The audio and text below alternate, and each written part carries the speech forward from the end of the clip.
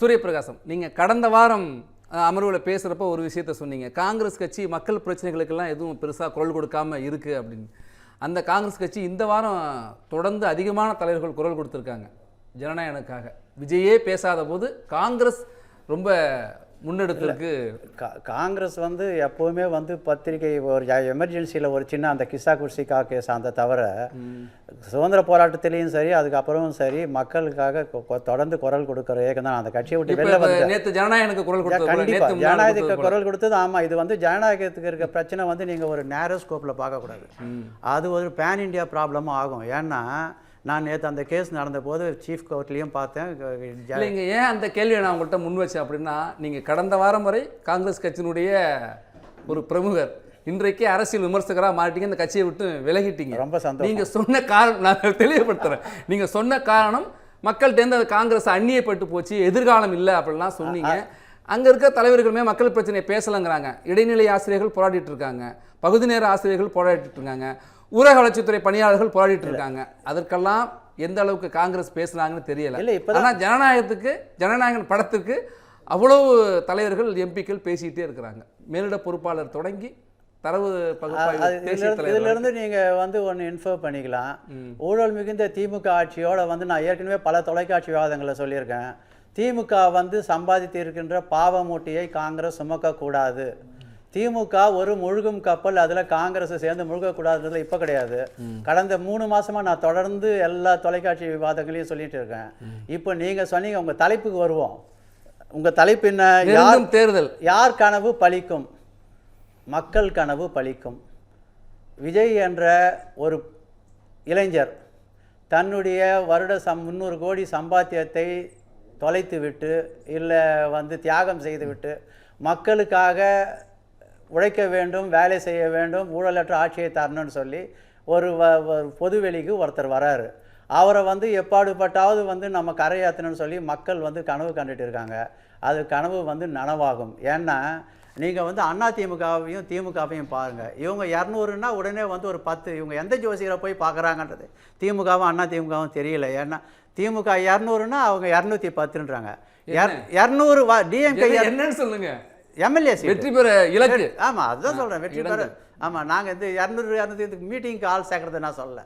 DMK 200 கொடுத்தா அதிமுக 210 ரூபா கொடுப்பாங்கன்னு நான் சொல்லலை. அது நடந்துட்டு தான் இருக்காது. நான் வந்து காங்கிரஸ் எந்த காலத்தையும் பணம் கொடுக்காது சார். காங்கிரஸ்லாம் என்றைக்குமே பணம் கொடுக்காது. ஆமாம், ஓகே. அது ஏன்னா என்ன ஒன்றா சொல்லலாம். நீங்கள் அண்ணா திராவிட முன்னேற்ற கழகம் 210 வேணாம், ஒரு 130 தொகுதியிலாவது ஜெயிக்கிறதுக்கு என்ன பண்ணணும்? கடுமையாக வந்து வெற்றி பெறுவதற்கு, தொண்டர்களை உற்சாகப்படுத்துவதற்கு, ஊக்கப்படுத்துவதற்கு நம்பிக்கை வார்த்தைகளை தலைவர்கள் சொல்றது. எலெக்ஷன் டைம்ல இந்த மாதிரி உற்சாகப்படுத்துறது, உற்சாகமே இல்லாத படுத்துட்டு இருக்காங்க. அதிமுக ஆஃபீஸுக்கு போய் பாருங்க.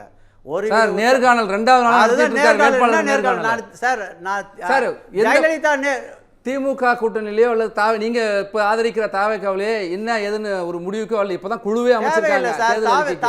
அவர் நேர்காணலுக்கு போயிட்டார் சார், வேகமா போயிட்டு. நான் ஆதரிக்கிறேன் இல்லை, நானும் பார்த்து நான் வந்து ஒரு பொது பார்வையாளராக நான் பார்க்கும்போது, ஏன்னா சென்னை உயர்நீதிமன்றம் வந்து ஒரு மினி தமிழ்நாடு மாதிரி. அதில் எல்லா தமிழ்நாட்டில் இருக்க அத்தனை வழக்கறிஞர்களும் இருப்பாங்க. அவங்கள தேடி நிறைய அவங்களோட ஒரு குக்கிராமத்துலேருந்து வருவாங்க. பட் நான் பேசுகிற வரைக்கும், நான் அவங்க பேசுகிறத புரிஞ்சுக்கிட்ட வரைக்கும் நான் என்னென்னா, ஒரு பெரிய மக்கள் எழுச்சி இருக்குது. நீங்கள் சொல்லுவீங்க உடனே வந்து டிவி கேட்க வந்து ஆர்கனைசேஷன் கெப்பாசிட்டி கிடையாது, அவங்களுக்கு வந்து அலையன்ஸ் எது கிடையாது. பட் மக்கள் வந்து ஒரு தெளிவான மாற்றத்திற்கு தயாராகி கொண்டு இருக்கிறார்கள். அவங்க என்ன நினைக்கிறாங்கன்னு சொன்னால், மாற்றம் தேவை, ரீசன் அதெல்லாம் எங்களுக்கு தெரியாது. ஒரு புது ஆள் ஒருத்தர் வரட்டும், மாற்றி போட்டு சார் சொன்ன மாதிரி மாற்றி போட்டு நாங்கள் அழுத்துட்டோன்னு சொல்லி. இப்போது டிஎம்கே 200 வரும்னு சொல்கிறதுக்கு என்ன சார் காரணம்? ஒரு காரணத்தை சொல்லுங்கள். தெருவில் இறங்கி இன்னைக்கு கூட வந்து lady teachers, middle level teachers வந்து கையை பிடிச்சி தரன்னு இழுத்துட்டு போகிறாங்க. தூய்மை பணியாளர்கள் கூவத்தில் இறங்குறாங்க சார். அந்த கூவத்தில் அவங்களுக்கு என்ன இன்ஃபெக்ஷன் இருக்குது? அந்த கூவத்தில் இறங்கி முழங்கால் அளவுக்கு சேத்துல வந்து அப்படியே புதைஞ்சிக்கணும். ஒரு 1/2 மணி நேரம் அவங்கள விட்டுருந்தா புதஞ்சு இருப்பாங்க. அந்த அளவுக்கு போகிறாங்க. அவங்கள கவர்மெண்ட் கண்டுக்கல. அவங்கள வந்து எந்த அளவுக்கு சிறுமைப்படுத்த முடியுமோ அந்த அளவுக்கு சிறுமைப்படுத்தப்படுறாங்க. உண்ணாவிரதம் போராட்ட நடத்த நீங்கள் அனுமதி கேட்டாங்க, கொடுக்கல. ஆமாம், அதை விடுங்க. பட்டப்பகலில் வந்து ஒரு பெண்ணை வந்து வெட்டி கொள்றாங்க. சென்னையோட அதுதான் நிலை. ராத்திரியில் கிடையாது. நீங்கள் இரவில் பெண்கள் தனியாக நடமாட முடியவில்லை என்றால் எனக்கு சுதந்திரம் வேணும் காந்தி சொன்னார், அது கிடையாது. பட்டப்பகல்லையே வந்து திமுக ஆட்சியில் பெண்கள் சுதந்திரமாக நடமாட முடியவில்லை. எங்கே பார்த்தாலும் வந்து கொலை கொலை கொலை கொலைகளின் தலைநகரமாக சென்னை மாறிவிட்டது. அப்புறம் வலுவான காரணம் என்ன திமுக ஓட்டு போடுறதுக்கு? இவர் சொல்கிறார் எடப்பாடி பழனிசாமி 2வது அதனால் வந்து திமுகவிற்கு எந்தவித வலுவான காரணமும் இல்லை. ஜெயரஞ்சன் சொல்கிறாரு கடனை வாங்கின நீயா வாங்கினன்ட்டு ஒரு உங்களுக்கு என்ன பிரச்சனை, உங்களுக்கு என்ன பிரச்சனைன்றாரு. கடன் திருப்பி செலுத்துறது யார்? ஜெயரஞ்சன் பாக்கெட்லேருந்து எடுத்து போய் கொடுப்பாரா, இல்லை அவங்களோட சிஎம் ஸ்டாலின் அவர்கள் வீட்டு பணத்திலேருந்து வாங்கி கொடுப்பாரா? பொதுமக்கள் தானே கட்டணும். எவ்வளோக்கு எவ்வளோ கடனை வாங்குறீங்களோ வந்துட்டு அந்த வந்து நீங்கள் டேக்ஸாக போட போகிறீங்க, இல்லை டாஸ்மாகில் விலையை ஏற்ற போகிறீங்க. அப்படி தானே இது காம்பன்சேட் பண்ண முடியும். இப்போது அவங்களாவது பரவாயில்ல, இவங்க 214 இவங்களுக்கு 210 என்ன கிரவுண்ட் ஒர்க் இவங்க பண்ணியிருக்காங்க. 4 வருஷமாக வந்து அமைதியாக இருக்காங்க. இப்போ போல் 4 லட்சம் கோடி வந்து ஊழல் பண்ணிட்டாருன்னு சொல்கிறீங்களே, 4 வருஷம் உங்களுக்கு தெரியாதா? திமுக பேசிட்டு தான் இருக்காங்க, அறிக்கை கொடுத்துட்டு தான் இருக்காங்க, ஆர்ப்பாட்டம் பண்ணிட்டு தான் சார். ஆர்ப்பாட்டமும் அறிக்கையும் பேச்சும் போதுமா சார்? அப்புறம் வேறு எதிர்க்கட்சி என்ன செய்யணும்? லீகலாக தானே சார் பண்ணணும். நீங்கள் வந்து அதான் இப்போ கவர்னர்கிட்ட பெட்டிஷன் எப்போ கடைசி நேரத்தில் போகும்போது சங்கரானும் போது ஒரு உயில் எழுதி வச்சுட்டு போகிறாங்களா?